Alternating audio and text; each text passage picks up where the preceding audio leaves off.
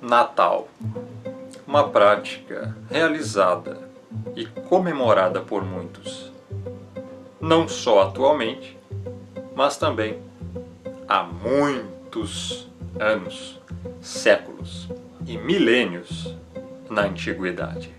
Hoje você vai aprender como surgiu o Natal, de onde surgiu o Natal, se o Natal é uma prática saudável ou não, se ela agrada o Altíssimo e se deve ser comemorada por aqueles que se dizem cristãos, evangélicos, espíritas, ateus, muçulmanos, hindus, católicos, romanistas, filhos do Altíssimo, judeus, israelitas, eleitos, não eleitos, todas as pessoas do mundo.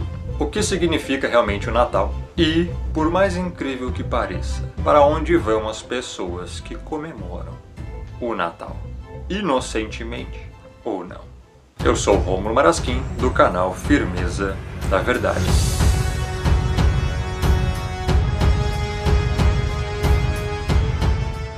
A primeira verdade chocante sobre o Natal é que o Messias, o Salvador, não nasceu em 25 de dezembro.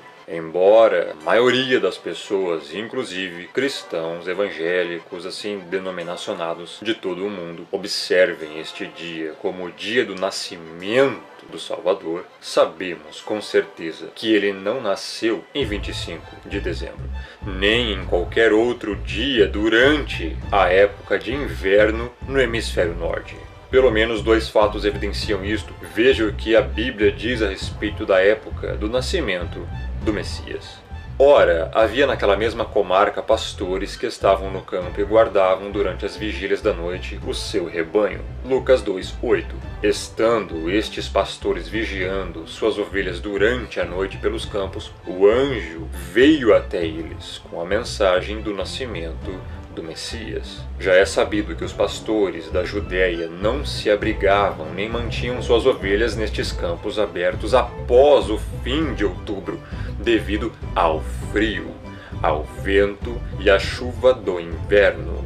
Os pastores sempre recolhiam seus rebanhos das montanhas e dos campos até 15 de outubro, aproximadamente. Obviamente, o nascimento do Messias não poderia ter ocorrido após o início do inverno, como no dia 25 de dezembro.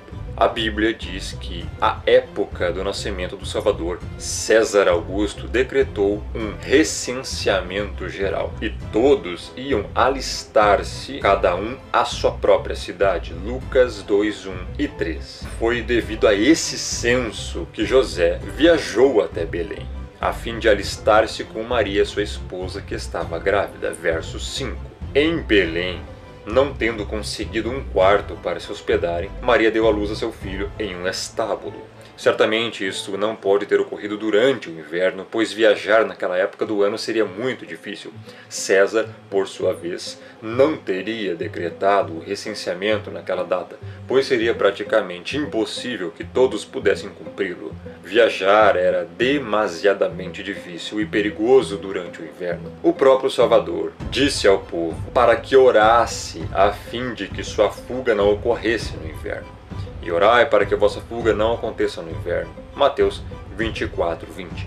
De fato, a história mostra que esses censos sempre aconteciam no fim da colheita, por volta de setembro ou outubro, uma época bem mais adequada para viajar e realizar um recenseamento. Obviamente, o Salvador não pode ter nascido em 25 de dezembro, seu nascimento foi provavelmente no outono, mas não podemos determinar o dia exato. Até mesmo os romanistas são forçados a admitir que a data do nascimento do Salvador não é conhecida. O mais provável é que o Messias nasceu na época da festa dos tabernáculos. Por isso que a Bíblia diz que ele tabernaculou entre nós.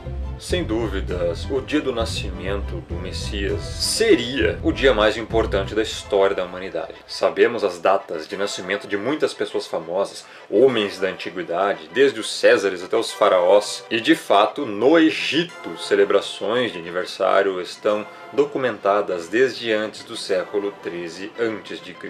Mas não há uma única referência em todos os 66 livros da Bíblia e nenhuma menção na literatura da Igreja igreja primitiva que apontem para a data do nascimento do Salvador. Obviamente, o Criador não quis que soubéssemos a data em que ele nasceu. Uma coisa é certa: se o Pai, o Altíssimo, o Criador, quisesse que a igreja, que nós, celebrássemos o nascimento do Salvador, do Messias, ele nos teria dito. As mentes sensatas só podem concluir que a razão pela qual a Bíblia faz silêncio a esse respeito é que nunca foi a intenção do Criador que o nascimento do Salvador fosse celebrado. O Natal não é uma doutrina bíblica. O Salvador e os seus apóstolos nunca fizeram do Natal um dia sagrado. Não há nenhuma passagem na Bíblia que nos incentive a celebrar o nascimento do Cordeiro. O Messias não pediu para celebrarmos o dia do seu nascimento, não ordenou que comemorássemos o dia do seu nascimento, nem nada parecido. Nenhum apóstolo e discípulo celebrou e comemorou o dia do nascimento dele. Isso te choca? Isso pode chocar a muitos, mas é a verdade. Então, o que é o Natal? O Natal é a continuidade da antiga Saturnália pagã.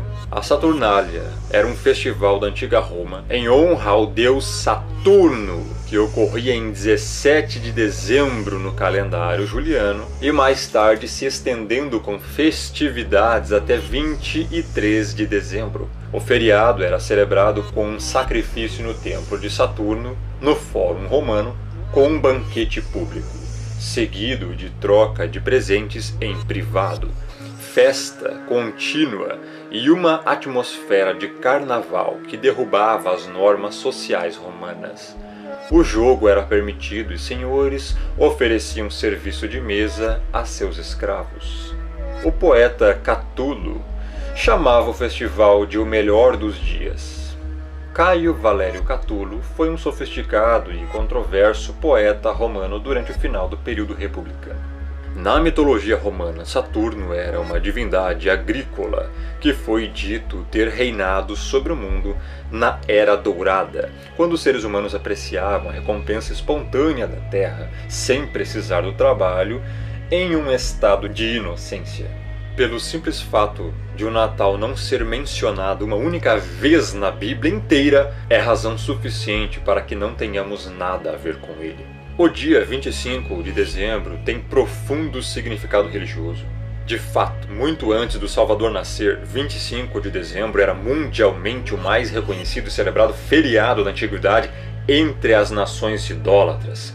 Esse dia era universalmente reconhecido e celebrado como o nascimento do deus Sol Mitra, que também era conhecido por diversos nomes em outras partes do mundo. O nascimento de outras divindades solares como Osíris, Horus, Hércules, Baco, Adonis, Júpiter, Tamuz, Saturno e etc. também era celebrado em 25 de dezembro. O Natal originou-se a partir do culto a um deus Sol. Era a celebração do solstício de inverno, um período de festanças, orgias e bebedices, exatamente do mesmo modo que muitos celebram ainda hoje.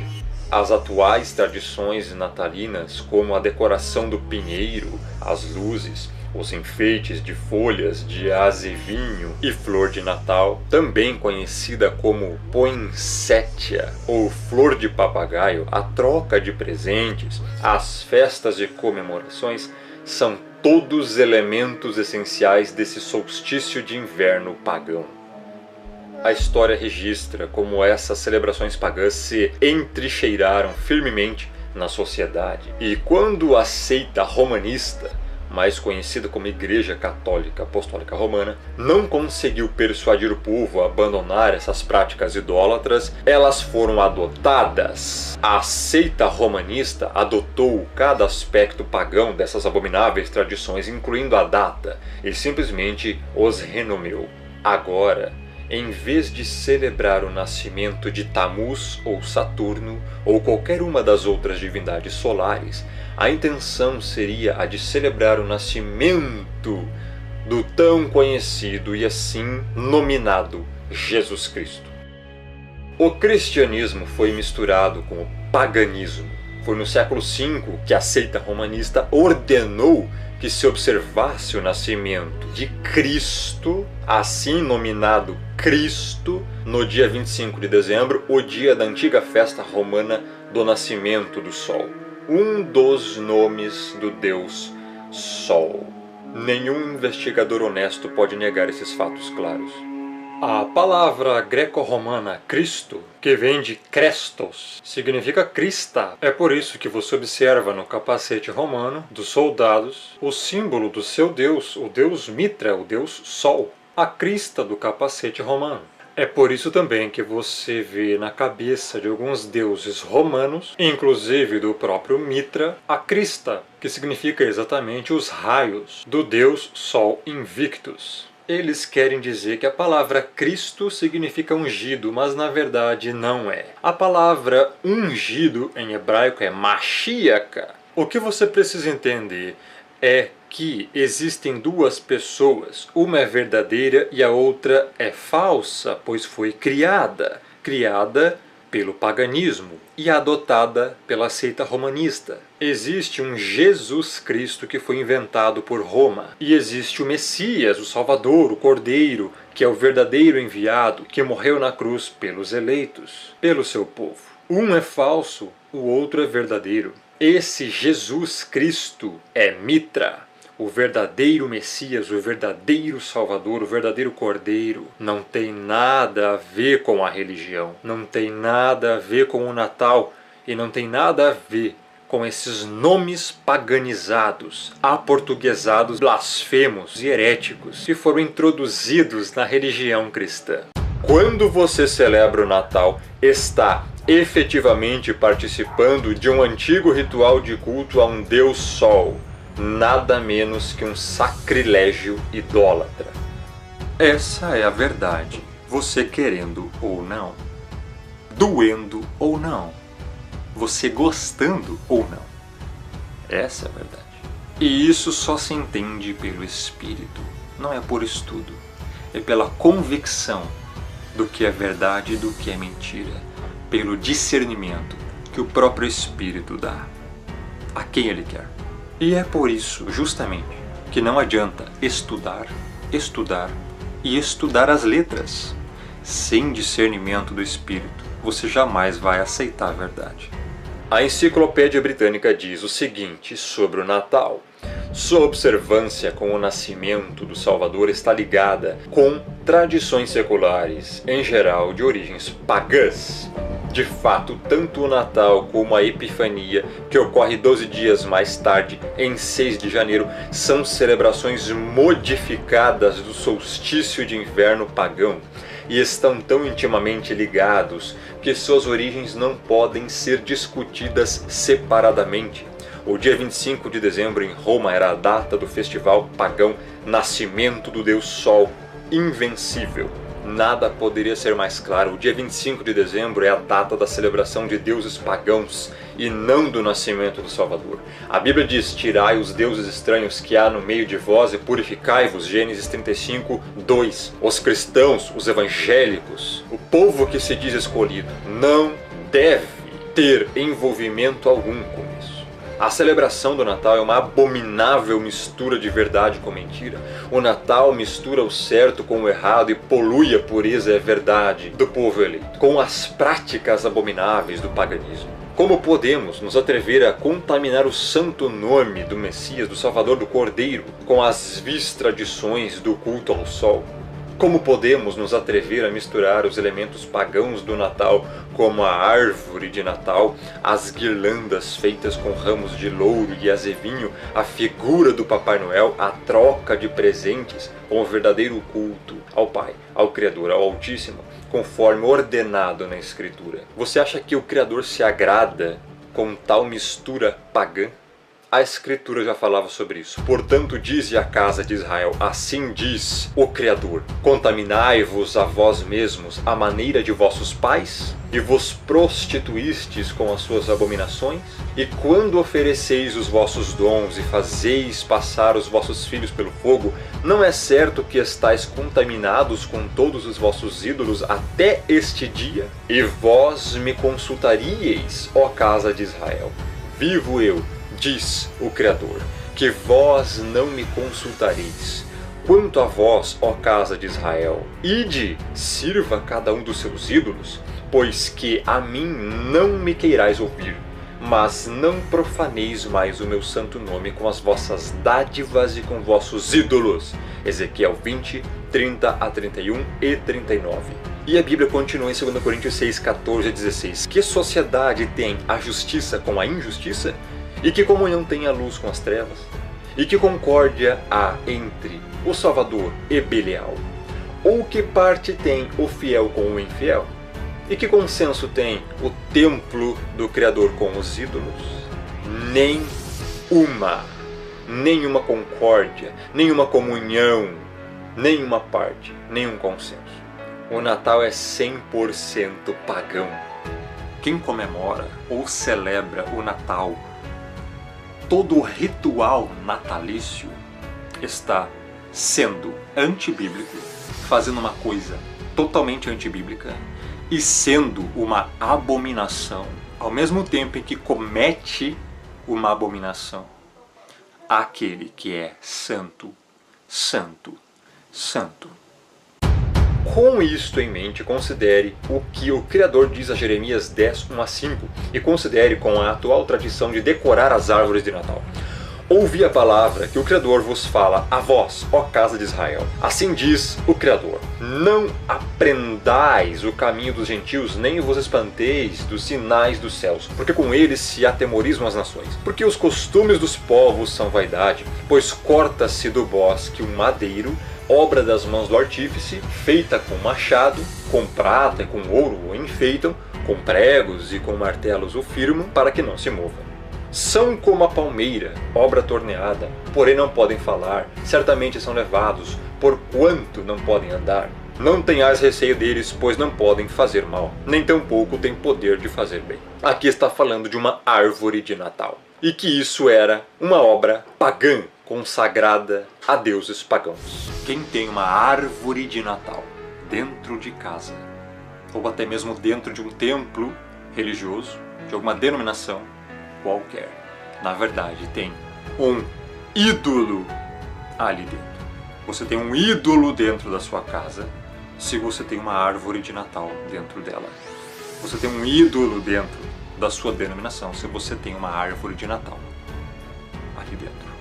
Isso é abominável aos olhos do Pai. Ele não tolera nenhum ídolo. A troca de presentes. Para muitas pessoas, os presentes são a parte mais importante do Natal. Muitos chegam a se endividar para comprar presentes caros e dá-los para pessoas de quem nem sequer gostam. Mas na verdade, essa prática veio da tradição de dar presentes durante a época dos feriados, antes mesmo que existisse o Natal. Os antigos romanos trocavam presentes durante o festival de inverno da Saturnália, que era o culto consagrado ao deus pagão Saturno. Nada contra presentear alguém. Dar presentes, ajudar alguém, isso não é errado. Isso até é bíblico. Devemos ajudar o próximo, amar o próximo, suprir as necessidades dele. Se ele está necessitado, vai e ajuda-o. Nada contra presentear ninguém. O problema está no detalhe da cerimônia pagã, que está ligado ao ritual pagão idólatra, em tal comemoração. Então tudo isso é unido, os presentes, a cerimônia e tudo mais. E aí se torna um problema. O Papai Noel.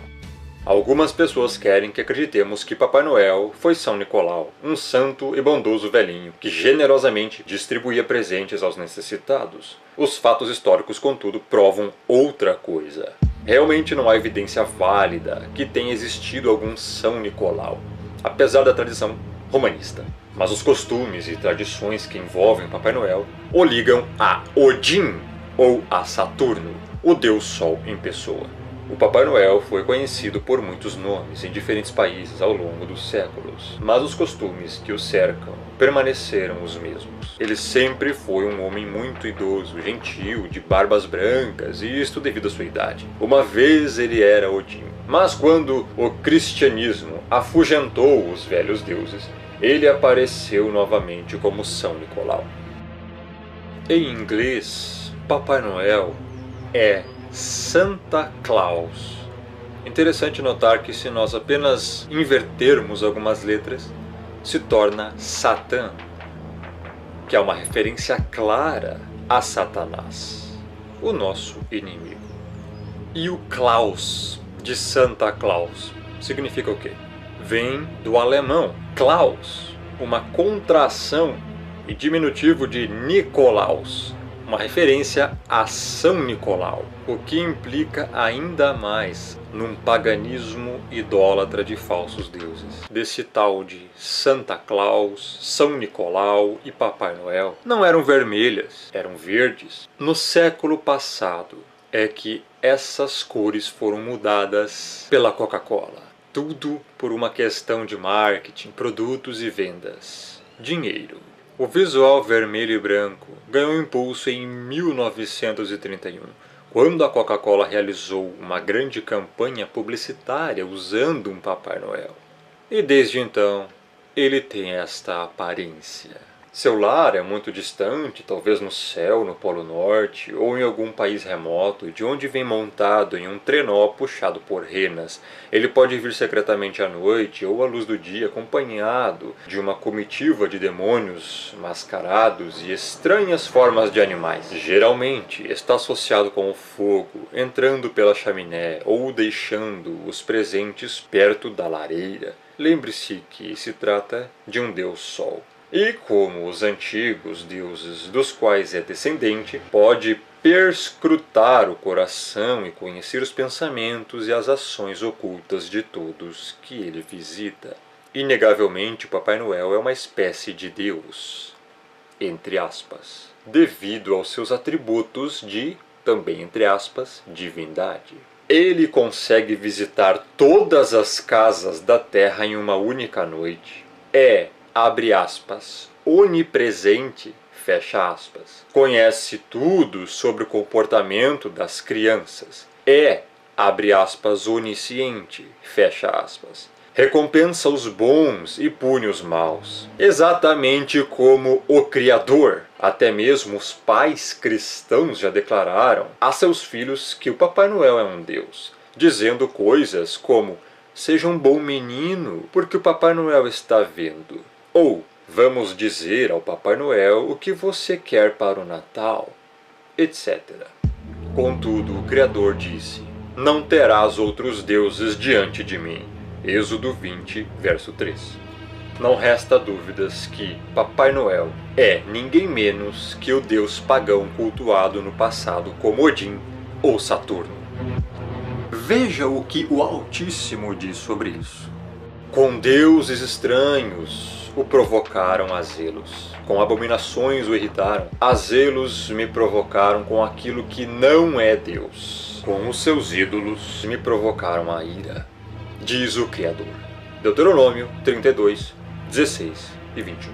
Vemos que o Natal é uma comemoração e celebração totalmente idólatra e pagã. A Bíblia diz: portanto, qualquer que quiser ser amigo do mundo, constitui-se inimigo do Criador, do Pai, do Altíssimo. Tiago 4, verso 4. Todos os que estão comemorando o Natal estão sendo amigos do mundo, celebrando festas pagãs e idólatras a outros deuses. Portanto, estão sendo inimigos do Pai. Essa é a verdade, a mais pura verdade. Todos os que comemoram e celebram o Natal estão sendo inimigos do Altíssimo, pois estão fazendo práticas que são consagradas ao mundo, que não tem parte alguma com o Eterno. E aí que está o problema. Portanto, se tornam amigos do mundo e automaticamente inimigos do Criador. E alguns ainda podem dizer: mas não privaremos nossas crianças se não celebrarmos o Natal? Mas privá-las de quê? Da verdade? Se você quiser realmente privá-las, continue celebrando os feriados do mundo, continue celebrando a Saturnália romana, adorne a árvore da idolatria, continue mentindo para seus filhos sobre o Papai Noel, e você vai privá-los da verdade, da luz e talvez de muito mais do que isto. Se você já leu Apocalipse 21:8, sabe qual será o destino dos mentirosos, leia também Gálatas 5:20 a 21 e 1 Coríntios 6:9 a 10 e veja para onde os idólatras irão. A Escritura diz que só há um caminho. Este caminho é o Salvador, o Messias, o Cordeiro. Eu sou o caminho, a verdade e a vida. Ninguém vem ao Pai senão por mim, disse ele. E ao Hanan 14, verso 6. Mas quando vier aquele Espírito de verdade, ele vos guiará em toda a verdade. Porque não falará de si mesmo, mas dirá tudo o que tiver ouvido e vos anunciará o que há de vir. E ao Hanan 16, verso 13. Se você não está sendo guiado na verdade, se você continua no engano, o Espírito Santo, o Espírito da verdade, não está te guiando. Agora, vamos falar um pouco de história? Vamos entrar no aspecto da historicidade do Natal. Você sabia, por exemplo, que comemorar o Natal era proibido nos Estados Unidos até 1836? Acredite ou não, o Natal já foi proibido e por cristãos. Todas as atividades de Natal, incluindo danças, peças sazonais, jogos, cantar canções natalinas e, sobretudo, de beber, foram proibidas pelo parlamento, dominado pelos puritanos da Inglaterra em 1644, com os puritanos da Nova Inglaterra seguindo a tendência. Em Boston, o Natal foi proibido. Na colônia de Plymouth, se tornou uma ofensa criminal. As árvores de Natal e as decorações foram consideradas rituais pagãos impuros e os puritanos proibiram os alimentos tradicionais da época, como tortas e pudins. As leis puritanas exigiam que as lojas e empresas permanecessem abertas durante todo o dia de Natal e crentes caminhavam pelas ruas na véspera do evento gritando "Não ao Natal".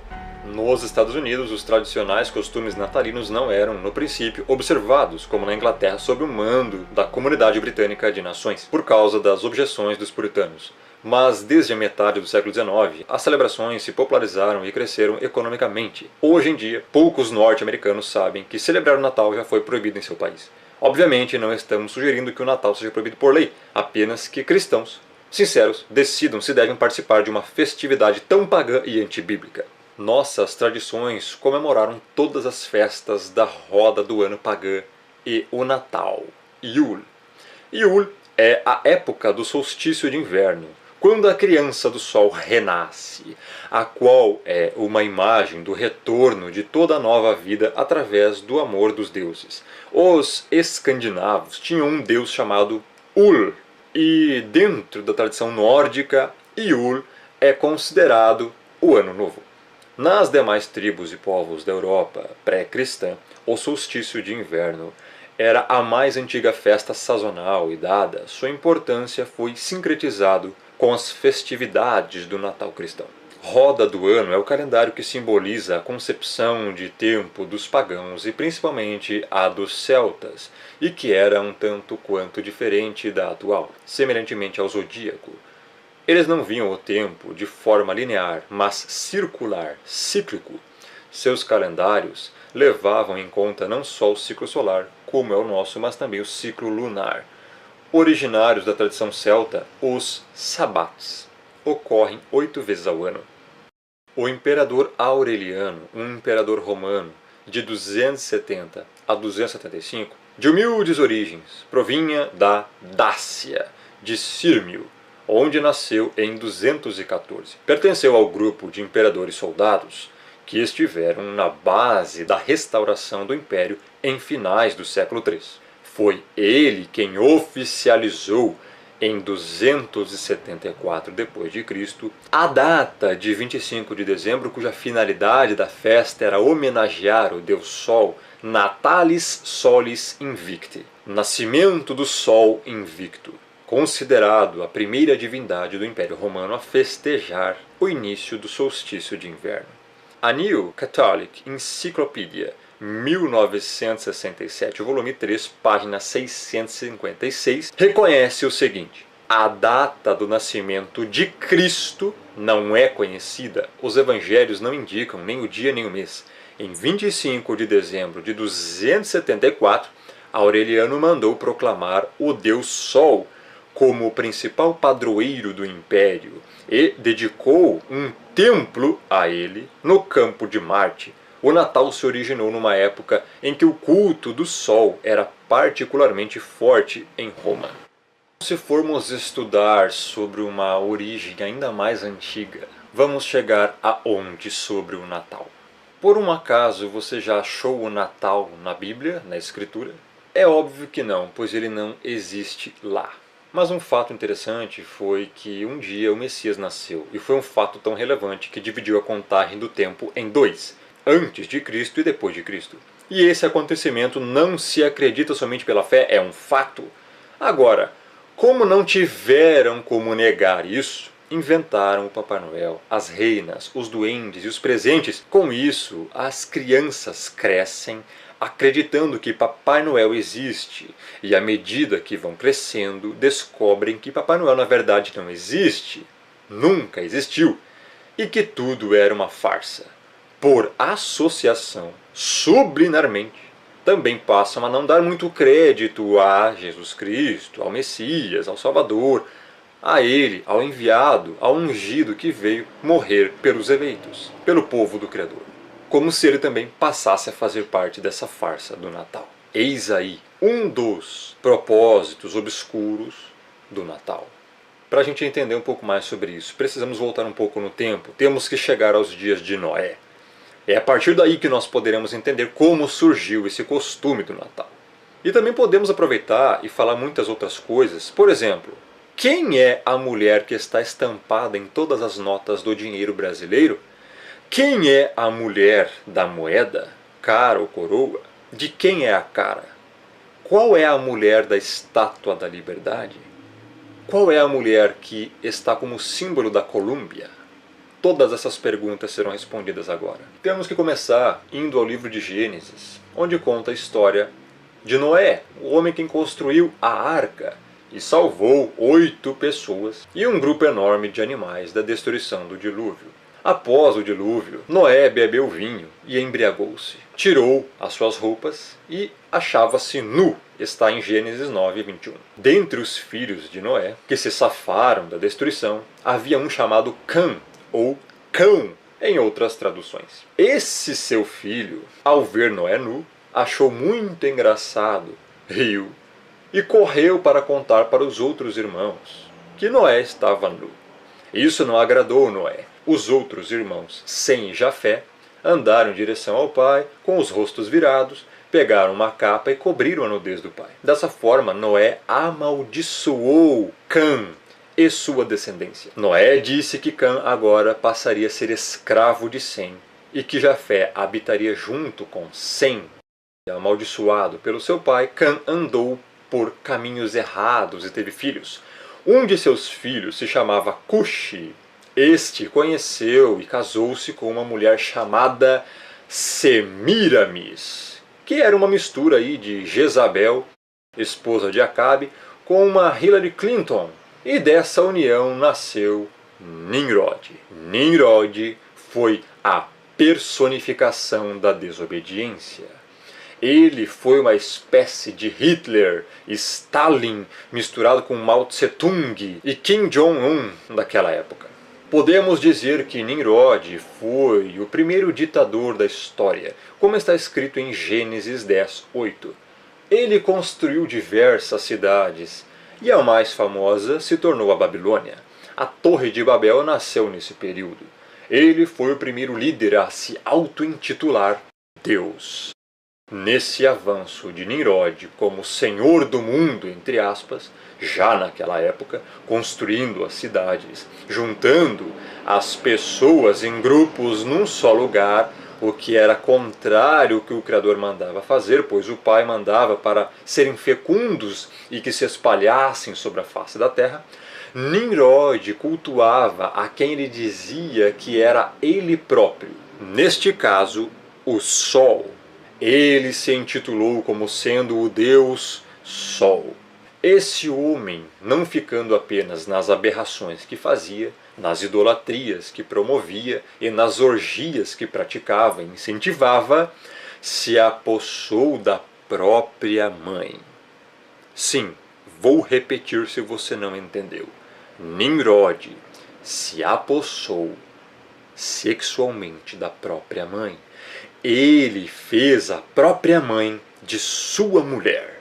Semíramis, então, deteve para si o título de deusa, porque o seu filho e marido, ao mesmo tempo, dizia que era Deus. Ela também, como mãe e mulher dele, dizia que era deusa. Inclusive, ela mesma buscava reverência para ela, como se ela fosse a lua.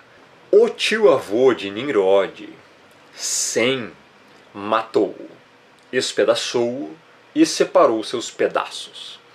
Então Semíramis, a sua esposa e mãe, pensou: um deus não morre.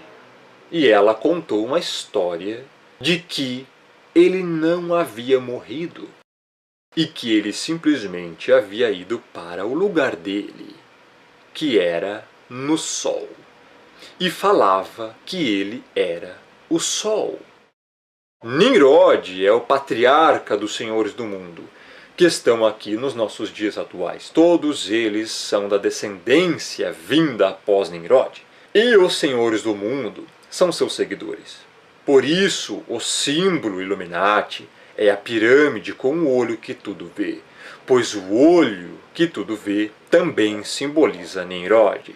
Nesse meio tempo, ela então fica grávida. Mas como poderia, se o marido, que ao mesmo tempo era filho, era o sol? Então ela contou mais uma história mítica, mais mirabolante ainda. O Deus Sol me engravidou. Vou conceber um fruto do espírito do Deus Sol. Mas na verdade é óbvio que ela tinha feito um filho fora do casamento. Isso é mais do que lógico. Semíramis era uma mulher que não valia nada e hoje é homenageada por todo mundo. Era uma prostituta. Após a morte do marido, grávida, dizia que seu filho, que iria nascer, era o Filho de Deus e colocou nele o nome de Tamuz. A Bíblia fala de Tamuz em Ezequiel 8, 14 e 18. Levou-me à entrada da porta da casa do Criador, que está no lado norte. E eis que estavam ali mulheres assentadas chorando a Tamuz.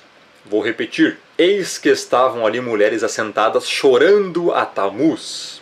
Disse-me: vês isto, filho do homem?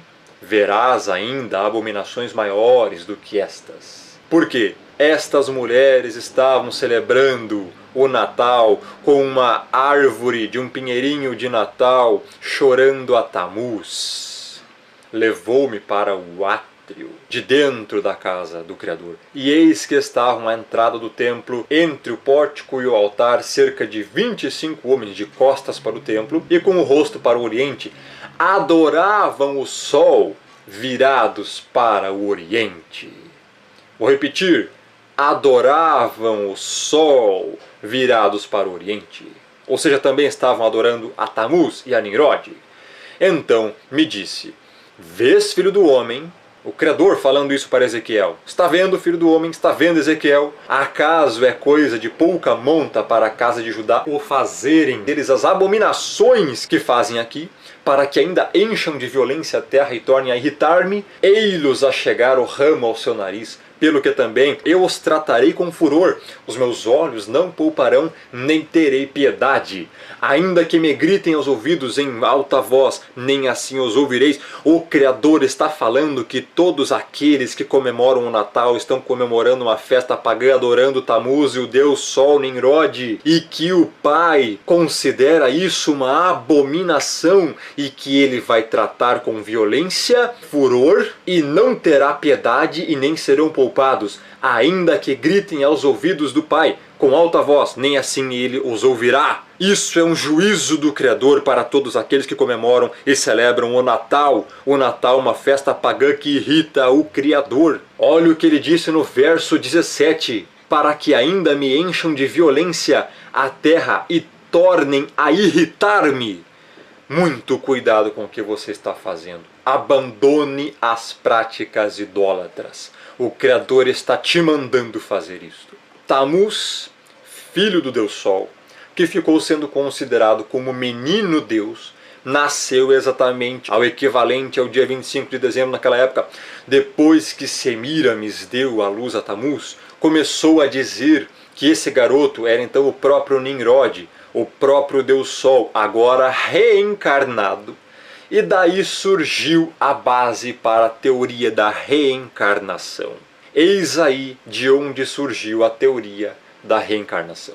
Numa certa vez, o garoto Tammuz estava no mato caçando e acabou morrendo, mas não se sabe de quê. O seu corpo ficou em cima de um tronco apodrecido. A sua mãe, Semíramis, para não dizer que seu filho havia morrido como qualquer outro mortal, já que ele era Deus, supostamente, espalhou a notícia que seu filho tinha voltado para o céu, para o seu lugar, para o sol, já que ele era o próprio Nimrod. Mas é claro que nós sabemos que tudo isso era uma mentira para eles se manterem no poder e serem vistos como os espirituais, os poderosos da época. E naquele tronco podre, onde o garoto caiu em cima, nasceu um pinheiro. E Semíramis passou a dizer que esse pinheiro era a própria referência do renascimento de Tammuz no mundo. E toda a data de aniversário de Tammuz, de 25 de dezembro, era comum pegar um pinheiro e levar para dentro de suas casas e enfeitá-lo como símbolo do renascimento de Tammuz, uma prática que hoje se traduz pela árvore de Natal. Essa prática religiosa de se levar um pinheiro para dentro de casa e enfeitá-lo já era também acompanhada nessa mesma época da troca de presentes, porque as sacerdotisas e amigas de Semíramis, que choraram aos pés daquele pinheiro e após agradeciam umas às outras e faziam trocas de presentes que eram depositados nos pés desse pinheiro. E daí surge o hábito de se trocar presentes no Natal. E agora, espante-se ao ver o que é realmente o significado da árvore de Natal e dos enfeites que nela estão. A árvore de Natal simboliza o pecado original de Adão e Eva. Os enfeites da árvore de Natal simbolizam o fruto que não era para se comer, que foi ordenado a não ser comido. E a fita que vai em volta da árvore simboliza a serpente que estava no Éden. A árvore de Natal é uma celebração ao primeiro pecado do ser humano. Um ritual satânico comemorando o pecado. É isso que significa a árvore de Natal com seus enfeites e a fita em volta. Todos os que têm árvore de Natal dentro de casa estão comemorando o pecado original de Adão e Eva. A própria Semíramis começou a criar o hábito do confessionário também. As pessoas deviam se confessar a ela e às suas sacerdotisas para ter os seus erros perdoados. Dessa atividade surgiu a crença errônea de se confessar para padres e o símbolo da justiça.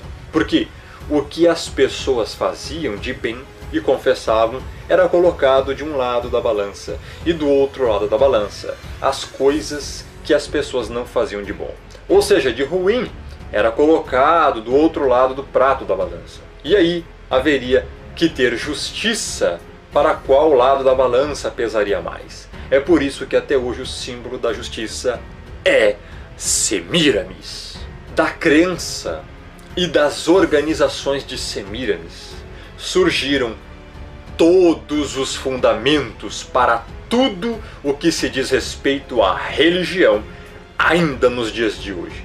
E dando sequência ao assunto sobre quem é a mulher da nota e da moeda brasileira e quem é a mulher da Estátua da Liberdade, parece mentira, mas não é. É Semíramis, a mulher da nota e da Estátua da Liberdade.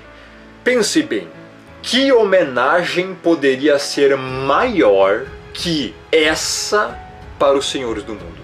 Pense comigo, qual homenagem seria maior do que colocar no dinheiro o rosto de quem está sendo homenageado?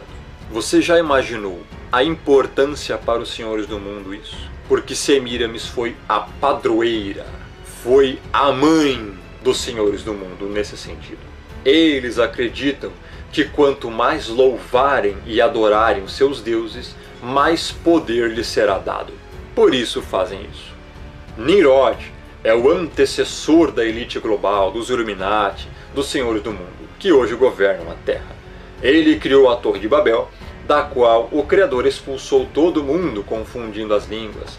Mas agora, a elite global está tentando reverter o quadro e retornar de onde pararam, pois é isso que eles querem, voltar ao ponto em que foram interrompidos, porque Nimrod trabalhava já naquela época para um governo único mundial, para um sistema globalizado. Ele unia todos em um só povo, uma só língua. Mas o Criador interferiu e espalhou todo mundo. O Pai interrompeu esse processo, tirou o rio do curso, vamos dizer assim. Mas agora, nos dias atuais, eles tentam voltar novamente a uma única religião, um único idioma e um único governo mundial. Um único falso Deus. O anti-Messias, assim na Bíblia, denominacionado como o Anticristo. Então, após a queda da Babilônia, quando o Império Persa começou a emergir, os mesmos deuses, Nimrod, o Deus Sol, Tammuz, o filho do Deus Sol, e Semíramis, mãe e esposa de Deus e rainha do céu, ou a deusa Lua, ou seja, essas mesmas divindades, passaram a fazer parte agora da cultura da Pérsia, só que com outros nomes. Então caiu este império e surgiu um novo império através de um jovem chamado Alexandre, o Grande. E o Império Grego começa a crescer e os mesmos deuses são levados para a Grécia e lá adquirem outros nomes. Nimrod passa a ser Zeus, Tammuz passa a ser Eros e Semíramis passa a ser Afrodite. No Egito, Nimrod passa a ser Osíris, Tammuz passa a ser Horus e Semíramis passa a ser Ísis. Depois do Império Grego, surge o Império Romano e acontece a mesma coisa. Os deuses persas, egípcios e gregos somam-se aos deuses babilônicos com os nomes adequados aos deuses da Babilônia, mas são sempre os mesmos. É sempre a figura do pai, da mãe e do filho, a família profana. E chega aos nossos dias. Nós temos Semíramis espalhada por todo lado. Mesmo no Brasil, quando iam fundando mais e mais cidades, já iam colocando ali um deus padroeiro. Por exemplo, no Rio de Janeiro é São Sebastião. Além do próprio Nimrod, é claro. Cada localidade, cada cidade, cada região tem um deus padroeiro. No Brasil tem a padroeira Semíramis, mais conhecida como Aparecida, ou Nossa Senhora Aparecida. Inclusive, é conhecido no espiritismo, em várias linhas, que o Brasil foi vendido a esse deus, a essa falsa deusa, a Nossa Senhora Aparecida. Hoje acontece a mesma coisa que acontecia naquela época. Os deuses são os mesmos, apenas têm nomes diferentes. E o Natal surgiu daí. 25 de dezembro é a data de nascimento do filho de Nimrod chamado Tammuz. E, acredite se quiser, a transliteração para os nossos dias, infelizmente, é Jesus. O Messias falava hebraico. A mãe dele chamava ele pelo nome em hebraico. O nome dele é em hebraico. No alfabeto hebraico, sequer a letra J tem. Ou seja, este não é o nome dele. Nome não se traduz, se translitera para o entendimento. Logo, celebrar feriado pagão e afirmar que está honrando o Messias é como ter um caso e afirmar que está honrando a esposa. Onde o Messias nos manda fazer festa de aniversário, com bolos, velas, cantiga e ainda apagar a luz. Compare a hora de cantar parabéns com um centro de feitiçaria, eles ficam em pé ao redor de uma mesa com as luzes apagadas. Em cima da mesa, velas acesas, e eles cantam no escuro. Não é muita coincidência. Quem habita no escuro? Quando apagam as luzes e cantam, a quem eles cantam? A Deus? Ao Criador? A alguma divindade? De forma alguma. No aniversário acontece uma idolatria. Fazem uma festa para a pessoa, coloca essa pessoa por trás da mesa, de frente para todos, como se fosse um santo, onde os fiéis ficam à frente e lhe oferecem sacrifícios, que neste caso são os presentes. Isso não é uma idolatria. Você sabe de onde veio e para que veio o bolo de aniversário? O bolo de aniversário veio da Grécia Antiga, onde fazia um culto de agradecimento à deusa Artemis, que na verdade era um demônio, pela fertilidade dos campos. E as velas, eles acreditam que tinham através da fumaça o dever de levar os pedidos e desejos aos deuses. Que deuses são estes? Já vimos que o Criador condena qualquer adoração a outros deuses, porque não existem, mas por trás deles vem a imagem da besta, porque são ídolos mortos, demônios. Por isso, tudo que vimos sobre a festa de aniversário não é oriunda do Pai. Qual a origem da festa de aniversário? De onde surgiu e como surgiu? Qual é a verdade oculta por trás da comemoração do tão conhecido aniversário? Essas festas tiveram origem na antiguidade, nos tempos dos primórdios. Os romanos comemoravam o nascimento de uma pessoa conhecido como dies. Os tradicionais bolos de aniversário surgiram na civilização grega, quando os adoradores da deusa da fertilidade Artemis faziam um bolo de mel e pão no formato de uma lua, o que era uma homenagem em simbologia a Semíramis, mãe de Tammuz, que se considerava a deusa lua. Você pode dizer, mas onde isso está na Bíblia? Está aqui em Jeremias 7, verso 16 ao 20. Tu, pois, não intercedas por este povo. Aqui é o Criador falando para Jeremias, dizendo a ele, não interceda por esse povo, não orem por esse povo idólatra, nem levantes por ele clamor ou oração, nem me importunes, Jeremias. Por quê? Porque eu não te ouvirei. O Criador está dizendo que não vai ouvir, que não quer ouvir intercessões e orações a favor de um povo idólatra. Verso 17 diz o porquê. Acaso não vês tu o que andam fazendo nas cidades de Judá e nas ruas de Jerusalém? Os filhos apanham a lenha, ou seja, a madeira, os pais acendem o fogo, e as mulheres amassam a farinha para se fazerem bolos à rainha dos céus. Olha aqui a Semíramis.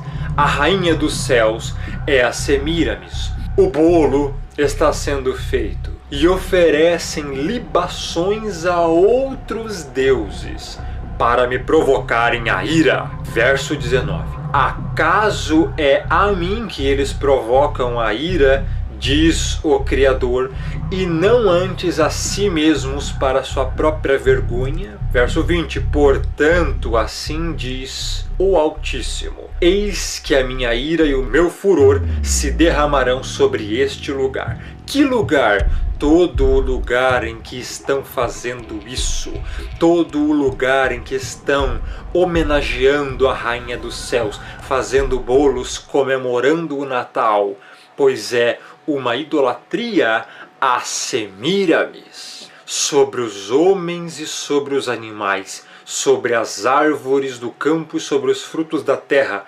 arderá e não se apagará.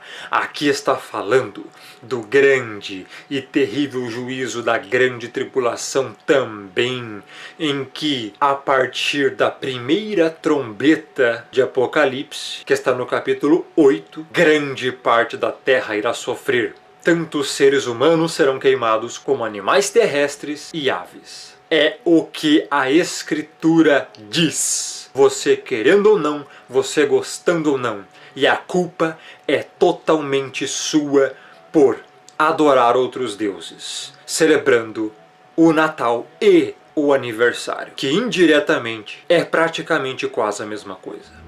As velas colocadas em cima do bolo também surgiram na antiguidade, na época dos deuses antigos, pois as pessoas acreditavam que a fumaça das velas levavam as preces dos fiéis até o céu, além de proteger o aniversariante de espíritos ruins e garantir sua proteção ao ano vindouro. Sim, você não escutou errado. Toda essa tradição e costume de acender velas em cima de um bolo surgiu do paganismo demoníaco, onde as pessoas acreditavam que tais velas serviam para proteger de espíritos ruins, malignos e garantir sua proteção ao ano que viria.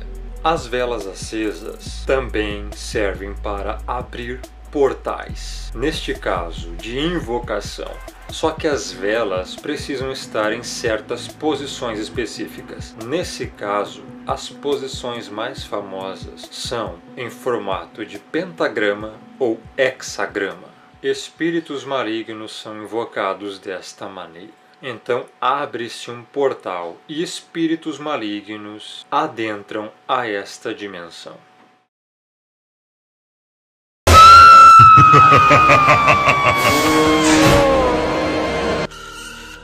Esses costumes de bolos e velas são costumes de adorações a demônios. Quando a pessoa prepara a tradição de bolo e vela ao aniversariante, a mesma está fazendo adoração oculta aos deuses greco-romanos. Podemos citar de que o mesmo jeito é comemorar a Páscoa, o Natal, Carnaval, São João e etc. A Páscoa da forma mundana, de coelhinhos e ovos, que não tem nada a ver com o real significado da Páscoa.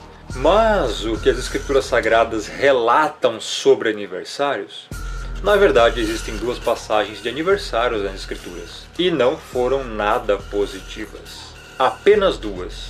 Vejamos. E aconteceu ao terceiro dia, o dia do nascimento de Faraó, que fez um banquete a todos os seus servos e levantou a cabeça do copeiro-mor e a cabeça do padeiro-mor no meio dos seus servos, e fez tornar o copeiro-mor ao seu ofício de copeiro, e este deu o copo na mão de Faraó, mas ao padeiro-mor enforcou, como José havia interpretado. Gênesis 40, 20 a 22. Ou seja, no aniversário do Faraó houve morte. Lembrando também que Faraó invocava Horus e era um ímpio. Vejamos a outra passagem, que foi no aniversário de Herodes. Festejando-se, porém, o dia natalício de Herodes, dançou a filha de Herodias diante dele, e agradou a Herodes. Por isso prometeu com juramento dar-lhe tudo o que pedisse. E ela, instruída previamente por sua mãe, disse: dá-me aqui num prato a cabeça de João Batista. E o rei afligiu-se, mas, por causa do juramento e dos que estavam à mesa com ele, ordenou que se lhe desse, e mandou degolar João no cárcere. E a sua cabeça foi trazida num prato e dada à jovem, e ela a levou à sua mãe. Mateus 14, 6 a 11. A própria passagem explica o quão foi negativo o aniversário do rei Herodes. O fato é que nem o nosso Salvador, nem os seus discípulos e nem os seus profetas comemoravam aniversários. Então veja que em toda a Bíblia só temos duas narrativas de aniversários, do Faraó e do rei Herodes, dois ímpios que comemoravam seus aniversários. Mas o que o nosso Salvador nos ensina sobre festas e jantares? Vejamos. E dizia também ao que eu tinha convidado: quando deres um jantar ou uma ceia, não chames os teus amigos, nem os teus irmãos, nem os teus parentes, nem vizinhos ricos, para que não suceda que também eles te tornem a convidar e te seja isso recompensado.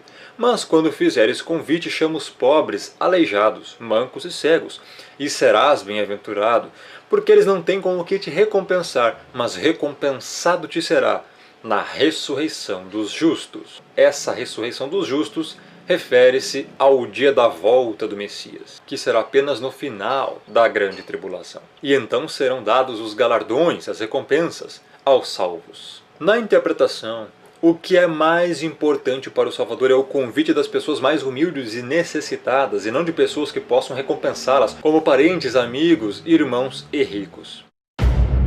Note que o dia mais importante na religião conhecida como satanismo é o dia do nascimento, pois acreditam que neste dia nasce um Deus. Anton LaVey, fundador da Igreja de Satã, disse: I'm glad that Christians' parents let their children worship the devil at least one night out of the year. Estou feliz que pais cristãos deixam suas crianças adorarem o diabo pelo menos uma noite do ano. Ele disse isso em referência ao aniversário. E ele também disse: Birthdays, the highest of all holidays in the Satanic religion, is the date of one's own birth. O maior de todos os feriados na religião satânica é a data do próprio aniversário da pessoa. E veja aqui uma cena do seriado Sabrina, que é transmitido na Netflix como entretenimento familiar. O próprio Satanás, sentado junto na comemoração do aniversário da Sabrina. Quer mensagem subliminar mais direta do que essa? Sim, te enganaram há todo este tempo. Durante todo esse tempo, você deu crédito a mentiras pagãs. Mas não na verdade. Todos aqueles que não se arrependem e não mudam, não param imediatamente de comemorar o Natal. Todos aqueles que estão comemorando o Natal estão cometendo idolatria, pecados abomináveis contra o Pai e não são salvos, pois estão consagrando dias a falsos deuses, demônios, denominações que estão incutindo dentro delas costumes pagãos de Natal, tem até denominações com árvores de Natal dentro. Estão cometendo grave pecado. Não estão agradando o Criador. Devem parar imediatamente, se arrepender, se converter, pois estão cometendo idolatria. Quem não se arrepende não é salvo. E se você está comemorando isso e quer fazer as coisas corretamente, você deve parar imediatamente com isso. O Criador está te chamando para parar de ser idólatra e cometer costumes pagãos.